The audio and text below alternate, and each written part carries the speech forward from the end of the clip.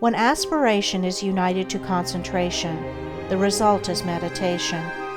When a man intensely desires to reach and realize a higher, purer, and more radiant life than the merely worldly and pleasure-loving life, he engages in aspiration, and when he earnestly concentrates his thoughts upon the finding of that life, he practices meditation. Without intense aspiration, there can be no meditation. Lethargy and indifference are fatal to its practice.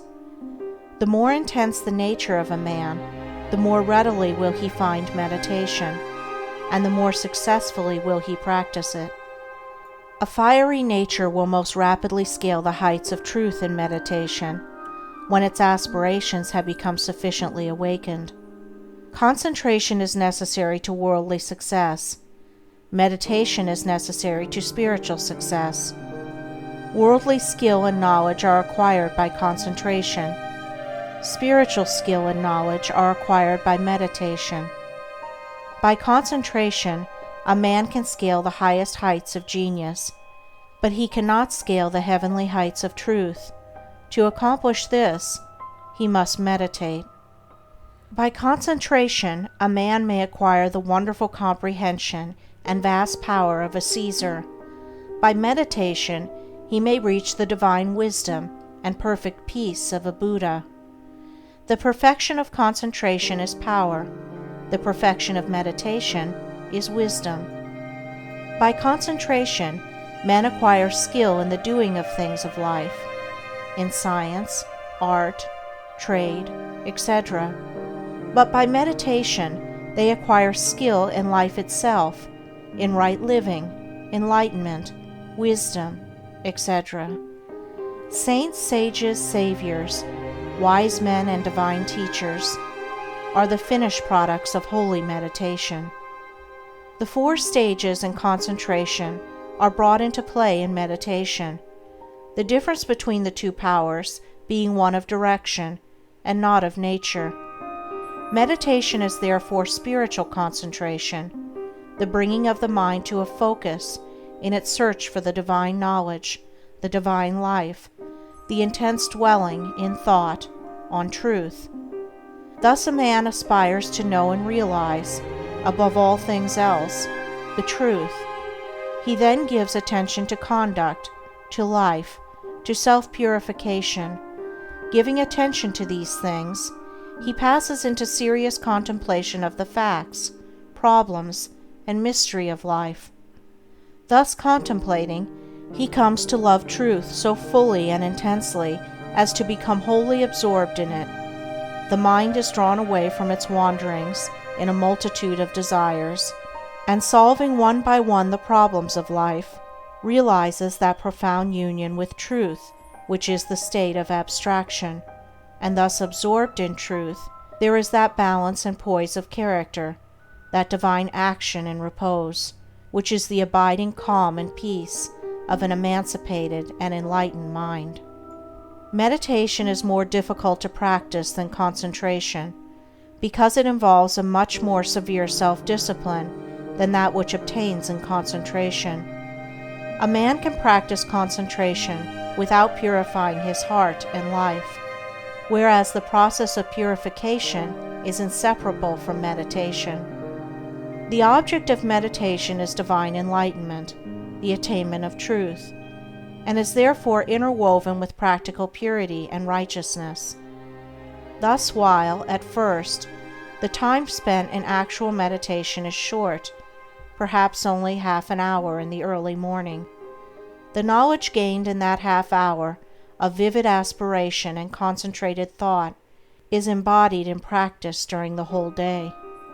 In meditation, therefore, the entire life of a man is involved, and as he advances in its practice, he becomes more and more fitted to perform the duties of life in the circumstances in which he may be placed, for he becomes stronger, holier, calmer, and wiser. The principle of meditation is twofold, namely, 1. Purification of the heart by repetitive thoughts on pure things. 2. Attainment of divine knowledge by embodying such purity in practical life. Man is a thought being, and his life and character are determined by the thoughts in which he habitually dwells. By practice, association, and habit, thoughts tend to repeat themselves with greater and greater ease and frequency, and so fix the character in a given direction by producing that automatic action which is called habit. By daily dwelling upon pure thoughts, the man of meditation forms the habit of pure and enlightened thinking, which leads to pure and enlightened actions and well-performed duties. By the ceaseless repetition of pure thoughts, he at last becomes one with those thoughts, and is a purified being, manifesting his attainment in pure actions, in a serene and wise life.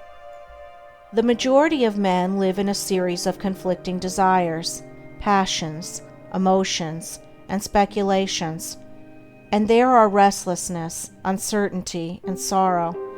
But when a man begins to train his mind in meditation, he gradually gains control over this inward conflict by bringing his thoughts to a focus upon a central principle. In this way, the old habits of impure and erroneous thought and action are broken up, and the new habits of pure and enlightened thought and action are formed. The man becomes more and more reconciled to truth, and there is increasing harmony and insight, a growing perfection and peace. A powerful and lofty aspiration towards truth is always accompanied with a keen sense of the sorrow and brevity and mystery of life, and until this condition of mind is reached, meditation is impossible. Merely musing, or whiling away the time in idle dreaming, habits to which the word meditation is frequently applied, are very far removed from meditation in the lofty spiritual sense which we attach to that condition. It is easy to mistake reverie for meditation. This is a fatal error which must be avoided by one striving to meditate. The two must not be confounded. Reverie is a loose dreaming into which a man falls. Meditation is a strong, purposeful thinking into which a man rises. Reverie is easy and pleasurable. Meditation is at first difficult and irksome. Reverie thrives in indolence and luxury. Meditation arises from strenuousness and discipline. Reverie is first alluring, then sensuous, and then sensual. Meditation is first forbidding, then profitable, and then peaceful. Reverie is dangerous. It undermines self-control. Meditation is protective. It establishes self-control. There are certain signs by which one can know whether he is engaging in reverie or meditation. The indications of reverie are: 1. A desire to avoid exertion. 2. A desire to experience the pleasures of dreaming. 3. An increasing distaste for one's worldly duties. 4. A desire to shirk one's worldly responsibilities. 5. Fear of consequences. 6. A wish to get money with as little effort as possible. 7. Lack of self-control. The indications of meditation are: 1. Increase of both physical and mental energy. 2. A strenuous striving after wisdom. 3. A decrease of irksomeness in the performance of duty. 4. A fixed determination to faithfully fulfill all worldly responsibilities. 5. Freedom from fear. 6. Indifference to riches. 7. Possession of self-control.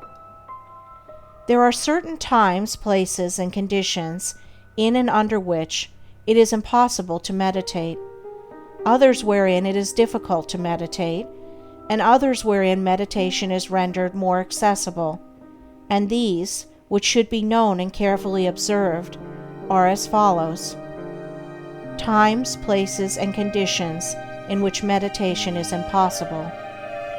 1.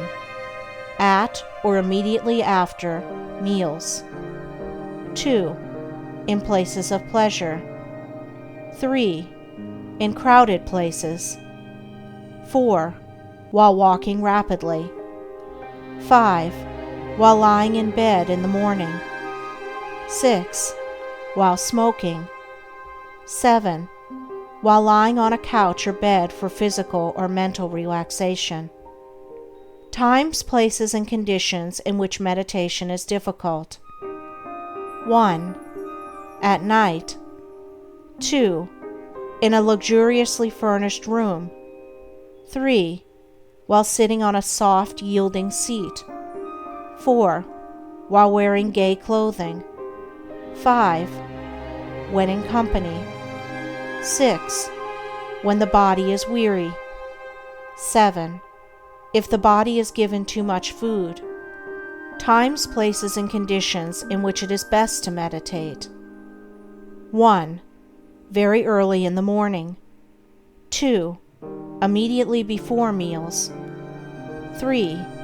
In solitude. 4.